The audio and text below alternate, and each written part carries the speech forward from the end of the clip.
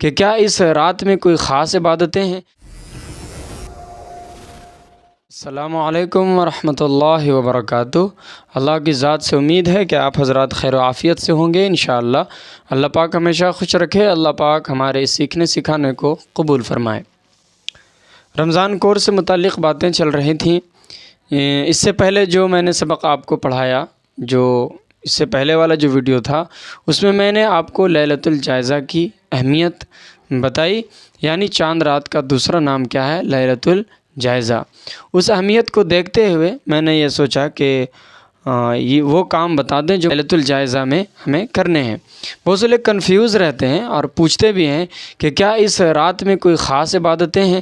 جیسے لیلۃ القدر میں پوچھتے ہیں کوئی خاص عبادت ہے؟ نہیں، کوئی خاص عبادت نہیں، بلکہ وہ مسنون دعائیں، ذکر و اذکار ہیں اور قرآن کی تلاوت ہے، نوافل ہے، یہ ساری چیزیں ہیں۔ اس میں کوئی خاص عبادت نہیں ہوتی کہ لیلۃ الجائزہ ہے تو اس میں اتنا رکعت پڑھنا ہے یا یہ تسبیح پڑھنی ہے یا یہ خاص نماز ہے، ایسا کوئی عبادت نہیں ہے۔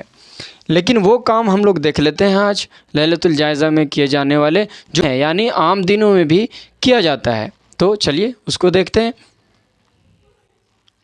اس رات میں کیے جانے والے کام کیا ہیں؟ نمبر 1، نوافل پڑھنا، یہ عام دنوں میں بھی پڑھتے ہیں۔ نمبر 2، قرآن مجید کی تلاوت کرنا، ایسے بھی عبادت کرتے ہیں، رات میں تہجد پڑھنے کے بعد قرآن کی تلاوت کرتے ہی ہیں۔ نمبر 3، صدقہ دینا۔ نمبر 4، دعاؤں کا اہتمام کرنا۔ نمبر 5، اللہ کا ذکر کرنا۔ نمبر 6، اپنے گناہوں کی معافی کرنا، استغفار کرنا۔ نمبر 7، امت مسلمہ کی بھلائی اور عافیت کی دعا کرنا۔ نمبر 9، اگر کسی کی حق تلفی ہو گئی تو اس سے معافی مانگنا، ٹھیک ہے۔ نمبر 10، کسی نے ظلم زیادتی کی ہو تو اسے معاف کرنا۔ اگر کسی کی حق تلفی ہو گئی، یعنی کسی کا ہم حق مار لیے ہے نا، کسی کا حق کھا گئے، تو اس چیزوں سے ان سے معافی مانگنا جن کے ساتھ ہم ایسا کیے ہیں، جن کی ہم حق تلفی کیے ہیں، جن کا ہم حق لیے ہیں، یا پھر ان کے ساتھ کچھ زیادتی کیے ہیں تو ہم ان سے معافی مانگے۔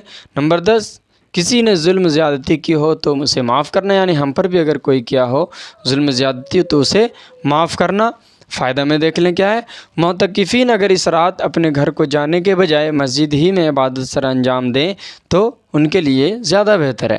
یعنی جو معتکفین ہیں، جو اعتکاف میں بیٹھے ہیں، اگر وہ اس رات کو گھر نہ جائیں بلکہ مسجد میں عبادت کریں تو ان کے لیے زیادہ بہتر ہے، کیونکہ پورا جو ہے وہ ایک عشرہ جو ہے وہ مسجد میں وہ گزارے ہیں اور عبادت کیے ہیں، تو یہ بہتر ہے کہ وہ مسجد میں ہی رہیں اور عبادت کریں اور اس کے بعد پھر گھر جائیں۔ اور اگر چلے جائیں تو کوئی مضائقہ نہیں، کوئی حرج نہیں، لیکن بہتر یہ ہے کہ وہ مسجد میں رہیں۔ تو آج کے سبق میں اتنے ہی، پھر ملیں گے اگلے سبق میں کہ عید کی نماز کا طریقہ کیا ہے، عید سے ہم پڑھیں گے۔ تو پھر ملیں گے انشاءاللہ تعالی۔ السلام علیکم ورحمۃ اللہ وبرکاتہ۔